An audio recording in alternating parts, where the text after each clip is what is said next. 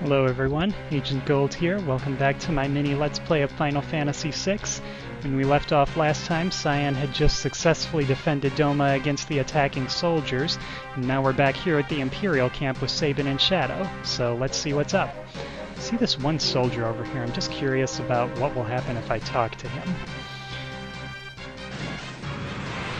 Well, this was probably to be expected. I'll let you know this. There's going to be a lot of cutscenes in this video. Oh, did you see that? Remember Shadow has a dog? He just intercepted an attack for him. The dog's name is Interceptor, so it kind of fits. Sometimes when he does that, he also counterattacks, so hopefully we'll get to see that during this Let's Play at some point. But I was going to say there's going to be a lot of cutscenes. One of them is particularly important and kind of moving and everything, so when that comes along, I'm just going to stop talking. So just letting you know that now, so you know when I stop talking, that's just the time to pay attention to what's happening on screen. I don't think there's anything in this tent. I forgot to mention this before, but after every random encounter, Shadow actually has a chance of leaving the party, kind of like he was hinting at before. And the first time I played, he left right away, like before I got to this Imperial base, so it kind of feels nice to have him along every time. So this treasure chest, if I try kicking it, that dog standing outside is going to come in and attack. We don't really want that. Let's try hitting it and see what happens. Well, someone still heard that.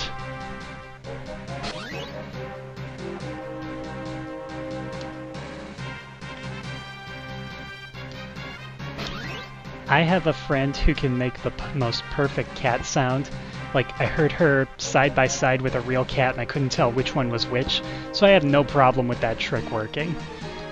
Sammy, if you're watching this, you know who you are. Okay, so there's General Leo. From his portrait, you can see that General Leo is apparently a black man, but you can't really see that with his sprite.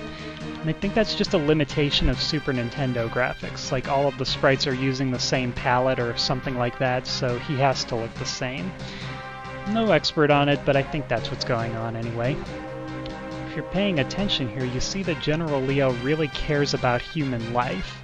I mean, he's the kind of guy who wants this war to end with as few casualties as possible on both sides. And that kind of makes you wonder, how did a guy like him wind up with an empire that's got so many evil people in it? And, you know, it could be anything. Maybe he was born into the empire and this is all he knows. Or maybe he thinks that the empire is going to win anyway and he wants to do his part to make sure that it's as sane as possible and as small of a cost as it can be. But one way or another, he's a really interesting guy, and he's kind of setting us up for some interesting moments involving him later. But not during this Let's Play, just later in the game. Super Nintendo had some funny translations now and then. That line was, "He could be my friend if he weren't my enemy," which, that seems kind of redundant. Okay, Kefka's here. He's got a pretty different idea about how he wants this war to be won.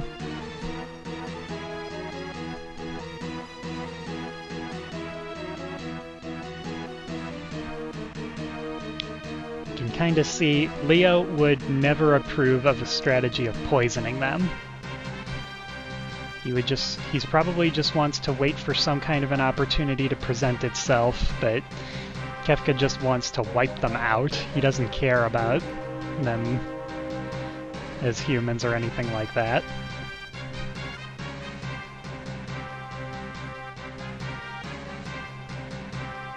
Yeah, he's just gonna go ahead and do it anyway. He doesn't even care who it is that he's killing with this poison. He doesn't care if it's their own people or not. Sabin absolutely doesn't want to stand for that. So let's see if we can stop him from this crazy plan of his.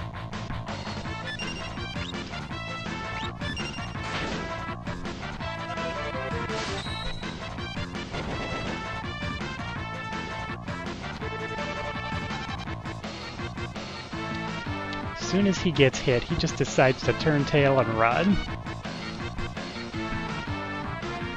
Shadow just follows after. So we want to chase after him, but before we do, let's leave him here for just a minute.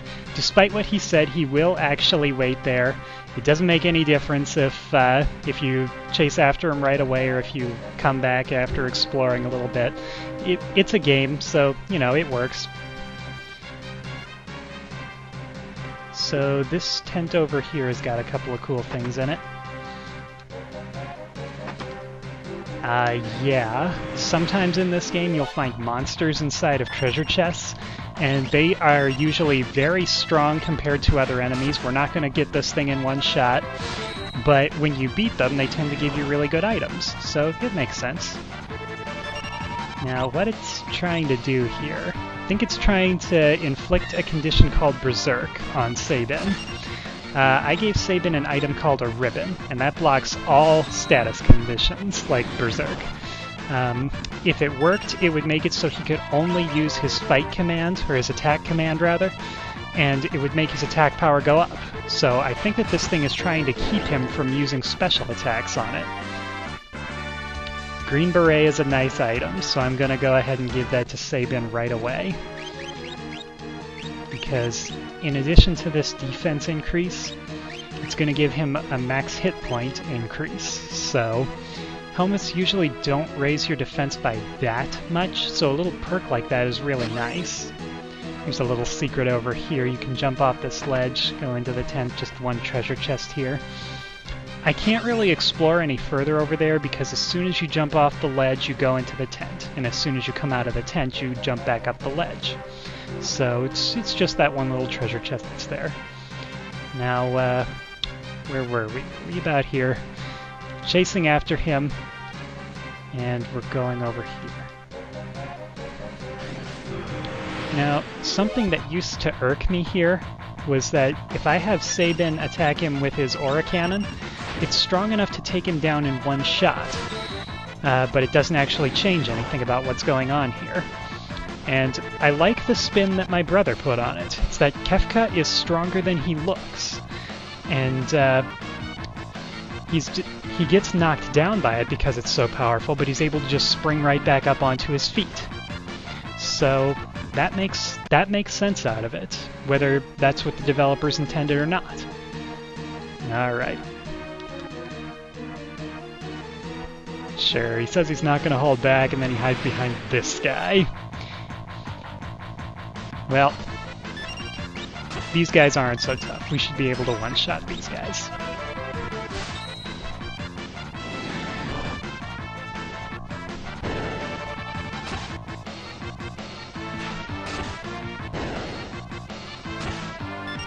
Those are the tough ones out of the way, so and that just leaves these two.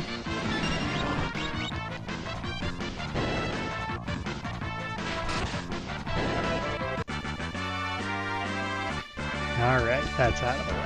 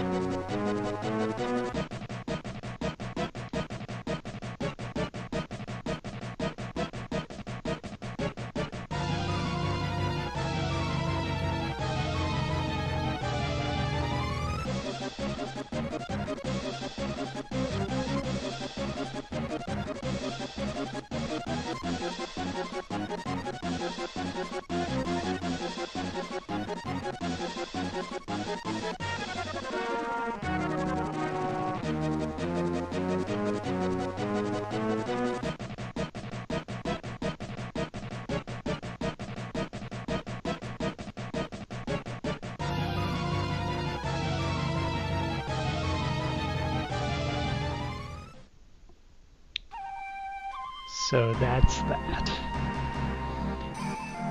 Hopefully we can find somebody who survived.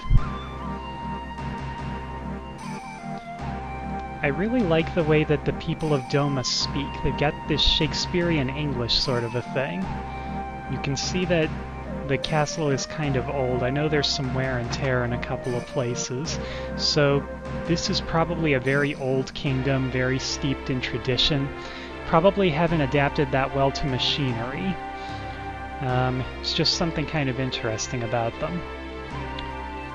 Something worth noting is that since Kefka was the one who actually dumped the poison like that, we don't have to blame anyone else but him for all of this. It makes it that much more satisfying when we get a chance to take it out on him later. Another thing I notice is that with the Super Nintendo graphics being the way they are, well, when this guy fell in the water and the other guy fell off the wall like that, when you see it with the Super Nintendo graphics, it almost looks sort of funny.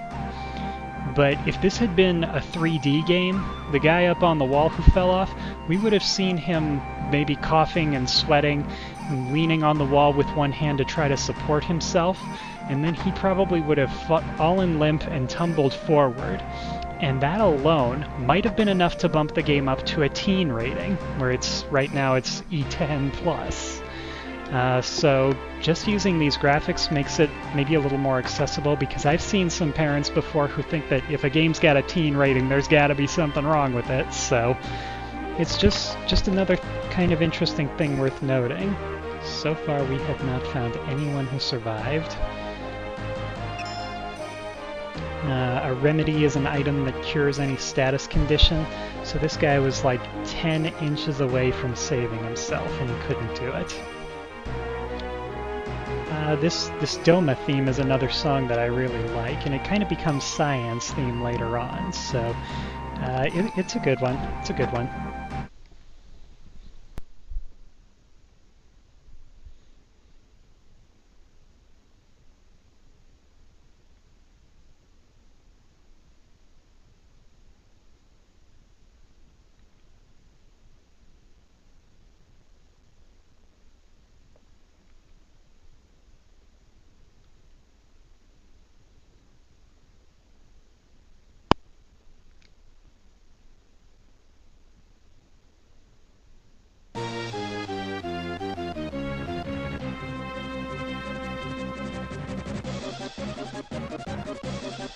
Understandably, Cyan is mad as hell. So he ran right into the enemy base and starts attacking them, and Sabin, he's like, what the heck is this? Well, if the guy is fighting against the Empire, he can't be a bad guy, so might as well help him out. Now, through a little bit of magic of computer editing, I gave Cyan that black belt while you guys had your backs turned. What that's going to do is, sometimes when he gets hit by a physical attack, he'll automatically counter-attack it. So, it's just a useful little thing to have.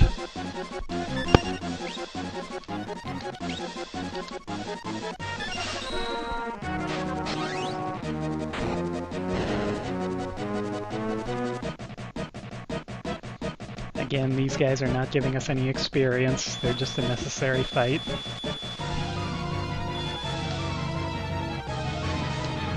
I'm not actually in control of Cyan during these fights right now. I mean, we're in Sabin's perspective. Sabin doesn't really know who he is, he just happens to be fighting alongside of him. So Cyan is acting on his own, and it's just one of the kind of interesting things about this game is that they think about things like that. They think about the fact that Cyan wouldn't really be taking orders from Sabin right now, nor would Sabin be trying to give them. So he just does what he does. Of course, now they're starting to get the idea that they should work together, but it's not actually going to happen until after these guys are out of the way.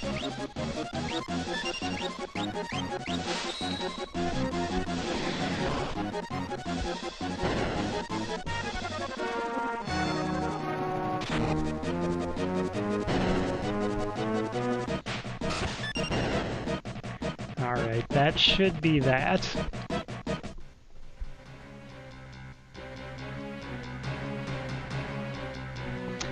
Again, a lot of people make fun of the way that Cyan talks, but I really like it. Well, Cyan doesn't have very much to do at this point since, well, he doesn't exactly have a home to go back to. So he's probably going to end up joining Sabin here since they have a common cause of fighting the Empire. Now here's an idea. Remember the Magitech armor that Terra used when the game first began? I don't know if Sabin, he must know what it is. I mean, we were fighting some of these machines before. So what easier way to fight the Empire than with their own weapons? Do you notice some serious mood swings in the story here? I mean, first we had Kefka say, "Do I look like a waiter?" And of course you imagine him as a waiter, that's just the natural thing to do. Then we have that massive death scene at Doma, which was like real sad and everything. And then this is happening. Stealing their stuff and just running roughshod all over him in this kind of hilarious looking way, and looks like Shadow got the plan pretty quickly and found his own. So, well, let's get out of here. And there's another interesting thing that I have to notice here. Why is it that their beams, they're pretty strong. They are pretty strong. So why is it that we're so much better at using their machines than they are? It doesn't exactly make sense, but this is just meant to be a very fun scene, where you get to steal their armor, use it against them, and get these powerful Magitech commands in your hands for a little while. It doesn't really matter which kind of beams I fire, because they don't have enough hit points to stand up to any of them. And I think that they have some elemental weaknesses, like I think the Magitech armor takes a lot more damage if you use a Thunder Beam on it, but again, it doesn't really matter right now. So I just like to give each one a different kind of beam and have them fire at will. So these fights, their difficulty is entirely dependent on how many enemies there are. Because we're just going to fire one beam at each of them.